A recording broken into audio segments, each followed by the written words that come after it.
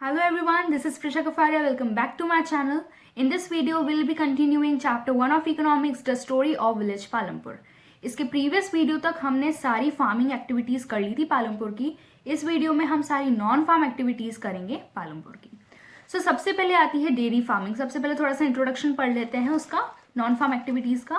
Then will be continuing all the farming activities, non farming activities of Palampur. Okay, सबसे पहले लिखा है we have learned about farming as the main production activity in Palampur. हमें पता ही है कि जो फार्मिंग है it is the main production activity. Palampur की जो मेन प्रोडक्शन एक्टिविटी होती है वो क्या होती है?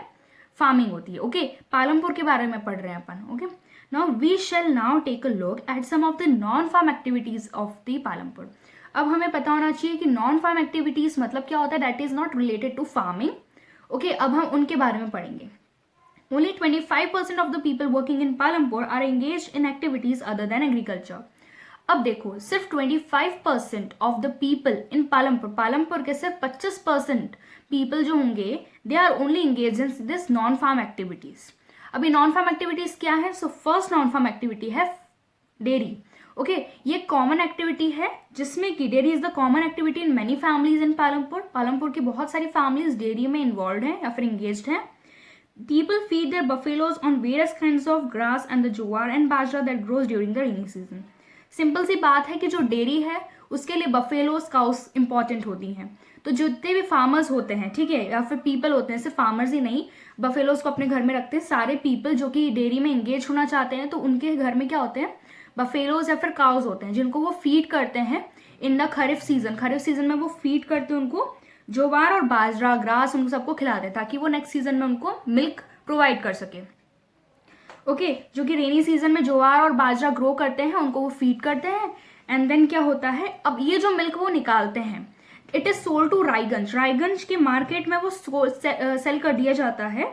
It is the nearby large village. सबसे पहले इंट्रोडक्शन में आपको बताया था कि रायगंज जो है वो एक नियर बाय लार्ज विलेज है पालमपुर का. ओके, वहां जो मिल्क होता है वो वहां पे सोल्ड कर दिया जाता है. Now, two traders from Shahpur town have set up collection cum chilling centers at Raiganj. Raiganj में दो ट्रेडर्स ने जो शाहपुर टाउन के हैं उन्होंने कलेक्शन कम चिलिंग सेंटर्स वहां पे रख रखे. कलेक्शन कम चिलिंग सेंटर्स मतलब जितना भी मिल्क आएगा रायगंज में सबसे पहले पहुंचाएंगे और वहां से जो दो ट्रेडर्स हैं वो सारा मिल्क को वहां पे पहुंचा देंगे, कलेक्शन कम चिलिंग सेंटर्स में पहुंचा देंगे, जहां से वो फिर मिल्क को ट्रांसपोर्ट करेंगे टाउन्स और सिटीज में. ठीक है, जिससे मिल्क कहाँ हर जगह पहुंच पाएगा. समझ में आ गया इतना अच्छा? तो बहुत इजी है कि बहुत सारे लोग जो हैं पालमपुर में they are involve in dairy. दूसरी बात आती है कि डेयरी के लिए कौन सबसे ज्यादा इंपॉर्टेंट होता है? Buffaloes and cows are important.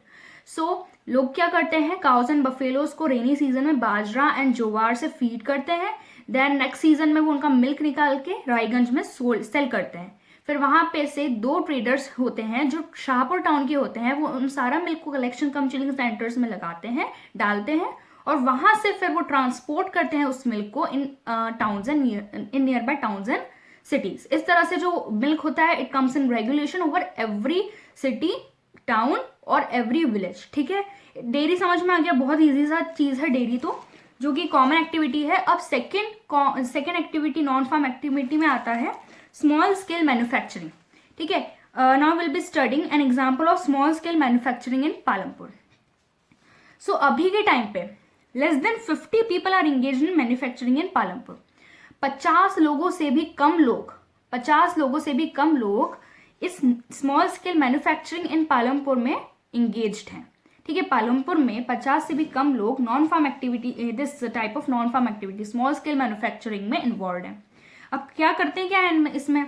Unlike the manufacturing that takes place in the big factories in the towns and cities. क्या नाम है इसका? Small scale manufacturing.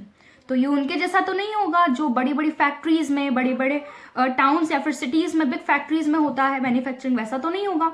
It is known as small scale manufacturing. तो ये कम resources में से फिर कम मतलब बजट लेके बनता होगा. ठीक है, यहाँ मैन्युफैक्चरिंग कम बजट में, कम रिसोर्सेज से बनती होगी. तो यही सब है इसमें भी कि ये तो एकदम अलग ही होता है उस मैन्युफैक्चरिंग से जो कि बिग फैक्ट्रीज में होती है टाउन्स और विलेजेस में, टाउन्स और सिटीज में. ओके, क्या होता है यहाँ पे मैन्युफैक्चरिंग इन पालमपुर में मैन्युफैक्चरिंग कैसी है? स्मॉल स्केल मैन्युफैक्चरिंग है. सो इसके बारे में बताया कि कैसी होती है. So it involves very simple production activities या फिर वेरी सिंपल प्रोडक्शन मेथड्स. इसके लिए बहुत सिंपल प्रोडक्शन मेथड्स की जरूरत होती है. Production methods that means simple tools की जरूरत होती है मैन्युफैक्चरिंग करने में. बड़ी बड़ी मशीन्स की जरूरत नहीं होती. और आगे और बताया है they are also done on a small scale. ज़्यादा तादाद में नहीं करते क्योंकि उनको पता नहीं रहता ना कि कितना सेल होने वाला है, उनका मैन्युफैक्चर्ड प्रोडक्ट कितना सेल होने वाला है, तो वो कम ही बनाते हैं उसको. ठीक है. सो वो हमेशा स्मॉल स्केल में जो भी मैन्युफैक्चर करते हैं वो हमेशा कम ही बनाते हैं. फिर they are carried out mostly at home. फिर ये जो मैन्युफैक्चरिंग होती है ये घर में भी होती है, ये फील्ड्स में भी होती है. और जो फैमिली लेबर होता है, फैमिली लेबर मीन्स घर के जितने भी लोग होते हैं, घर के मेंबर्स होते हैं, उनके साथ ही ये मैन्युफैक्चरिंग करते हैं. Okay. So it is done with the help of family labour. Rarely are labourers hired. इस चीज के लिए स्मॉल स्केल मैन्युफैक्चरिंग मतलब छोटे स्केल में मैन्युफैक्चरिंग होना. और ये कौन करता है? मोस्टली कौन करता है? फैमिली मेंबर्स करते हैं. फैमिली लेबर इसमें यूज किया जाता है. लेबरर्स जो होते हैं वो बहुत कम हायर किए जाते हैं. तो अब नेक्स्ट पैराग्राफ में यहाँ पे एक छोटी सी स्टोरी दी है मिश्री लाल की. ठीक है. वो आप पढ़ सकते हैं, बहुत इजी लैंग्वेज में दी है, आप समझ सकते हैं. पर अगर कोई भी डाउट आए तो आप मुझे कमेंट सेक्शन में नीचे बता भी सकते हैं. ओके. अब आता है द शॉपकीपर्स ऑफ पालमपुर. अब ये हम सबसे पहले हमने क्या पढ़ा? डेयरी पढ़ा हमने सबसे पहले. फिर हमने पढ़ा स्मॉल स्केल मैन्युफैक्चरिंग के बारे में जो कि पालमपुर में होती है, जहां पे less than 50 people are engaged. तीसरी चीज हम पढ़ेंगे कि शॉपकीपर्स जो होते हैं या फिर जिनकी शॉप्स होती हैं वो किस तरह से मैनेज करते हैं, फिर उनके पास प्रोडक्ट्स कहाँ से आते हैं. ठीक है. हम अब वो सीखेंगे. तो सबसे पहले people involve in trade are not many in Palampur. लोग जो कि ट्रेड में इन्वॉल्व हैं, जिनकी खुद की शॉप्स हैं, वो पालमपुर में ज्यादा नहीं है. ओके. ट्रेड मतलब होता है exchange of goods. Trade means क्या होता है? Exchange of goods. One mark question में आ सकता है what is trade. So it is exchange of goods. Goods का एक्सचेंज करना. यही पढ़ेंगे हम आगे भी कि बहुत कम लोग हैं जो कि ट्रेड में इन्वॉल्व हैं पालमपुर में. ओके. फिर आता है the traders of Palampur are shopkeepers who buy various goods from wholesale markets in the cities and sell them in the village. क्या करते हैं पालमपुर के ट्रेडर्स? पालमपुर के ट्रेडर्स जो है वो शॉपकीपर्स है. ट्रेडर्स मीन्स जो एक्सचेंज करते हैं गुड्स, वो पालमपुर में शॉपकीपर्स हैं. शॉपकीपर्स मतलब जो सामान बेचते हैं. ओके. वो भी एक्सचेंज ही टाइप का होगा तो वो भी ट्रेडर ही कहलाएंगे. ओके. सो ट्रेडर्स जो हैं वो पालमपुर में शॉपकीपर्स हैं जो कि होलसेल सिटीज या फिर टाउन्स में जो होलसेल मार्केट्स रहते हैं वहां से गुड्स को ले लेते हैं, वहां से गुड्स को खरीद लेते हैं एंड देन वो गुड्स को फिर वो सेल करते हैं इन देयर ओन विलेज जो कि पालमपुर है. ओके. फिर you will C small general stores in the village. आप विलेज कभी गए ही होंगे तो वहां पे आपने देखा होगा. अब ऐसा मत बोलना कि हम विलेज से नहीं हैं. आप कभी भी कहीं पे भी जाते हैं, जैसे कभी दूर कहीं जाते हैं, वाटर पार्क जाते हैं या फिर कहीं से भी दूर जगह जाते हैं, आप अपनी कार से जाते हैं या फिर कभी ट्रेन से जाते हैं, तो आप अपने नियर बाय तो विलेजेस देखे ही होंगे.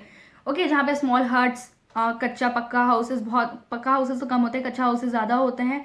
ये बताने की जरूरत नहीं है. तो आपने वहाँ पे स्मॉल जनरल शॉप्स देखे होंगे. स्मॉल जनरल शॉप्स कैसे?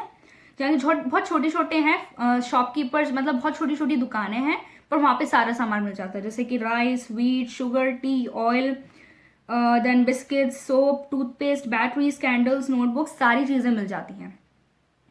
अब कुछ फैमिलीज तो ऐसी हैं जिनके हाउसेस बस स्टैंड के पास में हैं. कुछ फैमिलीज जिनके हाउसेस बस स्टैंड के पास में हैं वो क्या करते हैं? छोटी छोटी शॉप्स बस स्टैंड के पास में लगा देते हैं जो कि ईटेबल्स की होती है, खाने की चीजों की होती हैं, ताकि बस स्टैंड पे जो लोग आए they will be attracted towards those eatables and they will come and eat those eatables and give them पैसे इन रिटर्न. ओके. तो इतना ही बताया है यहाँ पे कि जो फैमिलीज के घर बस स्टैंड के पास में होते हैं वो बाहर अपनी ऐसी दुकान लगा लेते हैं जहाँ पे वो फूड बेचते हैं, ईटेबल्स बेचते हैं. समझ में आ गया? इसके बाद आपको एक और पैराग्राफ है जो करीम के बारे में है, जो कि सिंपल ये ट्रेडर्स एंड शॉपकीपर से ही रिलेटेड है. वो भी आप पढ़ लीजिएगा कोई भी डाउट आए. ओके. अब transport a fast developing sector, ये जो है वो एक और न्यू नॉन फार्म एक्टिविटी है. ठीक है. अब ये पढ़ेंगे अपन. So there are variety of vehicles on the road connecting Palampur and to Raiganj. देखो इंट्रोडक्शन पार्ट में हमने पढ़ा था, क्या क्या पढ़ा था कि there are rickshaw wallahs, tonga wallahs, jeep, tractor, truck drivers and people. बहुत सारे लोग हैं जो कि यहाँ पर दिखते हैं, इन रोड्स पे दिखते हैं.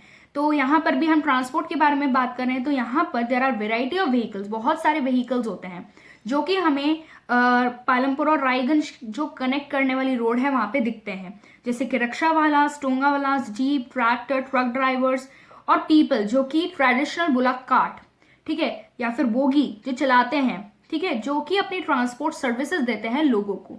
अब ये ट्रांसपोर्ट सर्विसेज कैसे देते हैं लोगों को?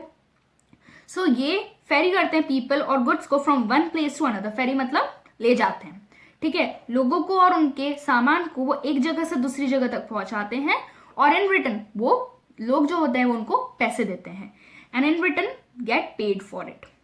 The number of people involve in transport has grown over the last several years, ठीक है, बहुत सारे सालों में, बहुत ज्यादा सालों में ट्रांसपोर्ट में जो लोग इन्वॉल्व हैं, ठीक है, ट्रांसपोर्ट सर्विसेज जो लोगों को प्रोवाइड करते हैं, उन लोगों में जो इन्वॉल्व इस सेक्टर में जो इन्वॉल्व लोग हैं बहुत बढ़ गए हैं, ठीक है। तो आप देखते होंगे कि बाहर अगर आप सिटीज, टाउन्स, विलेजेस कहीं पे भी जाते हैं आपको बहुत सारे लोग दिखेंगे जो कि इस तरह से, विलेजेस में जाते हैं तो आपको बाहर बुलक कार्ट्स या फिर बोगीज दिखेंगी, सिटीज और टाउन्स में बाहर आपको बहुत सारे रिक्शा वालास दिखेंगे, टोंगा वालास आपको दिखते हैं। आप अगर कहीं ऐसी कोई ट्रेडिशनल प्लेस पे गए होंगे तो वहां पे आपको टोंगा वालास या फिर बोगीज दिखेंगे, तो ये आपको दिखती हैं, okay. And many of the people are providing transport services to other people to ferry people from one place to another.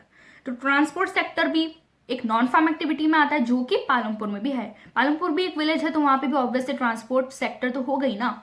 अब देखो ये यहाँ तक कंप्लीट हो जाता है। इसके बाद एक और आपकी स्टोरी है किशोरा की, जो कि एक बहुत छोटी सी स्टोरी है और वो भी एक बहुत इजी सी स्टोरी है, तो आप इजीली उसको पढ़ सकते हैं, खत्म कर सकते हैं। तो ये चैप्टर अभी हमारा खत्म होता है, ठीक है। इसके पिछले वीडियोस अगर आपने नहीं देखे हो तो मैं डिस्क्रिप्शन बॉक्स में तो डाल दूंगी लिंक्स, और फिर भी आप सब्सक्राइब करेंगे तो आपको न्यू वीडियोस मिल जाएंगे। So please do subscribe and like my channel. अगर आपको कंटेंट पसंद आ रहा है तो प्लीज आप बताइए, शेयर कीजिए उसे अपने फ्रेंड्स के साथ, क्योंकि नॉलेज तो आपको सबसे बांटना ही चाहिए। तो thank you, this much only we will complete. Now in next video we'll be doing civics का chapter 1 और what is क्या है वो, what is democracy and why democracy, ठीक है। तो अब हम अगले वीडियो में वो करेंगे। तो तब तक के लिए stay connected, stay safe, give a big thumbs up to this video and bye bye everyone.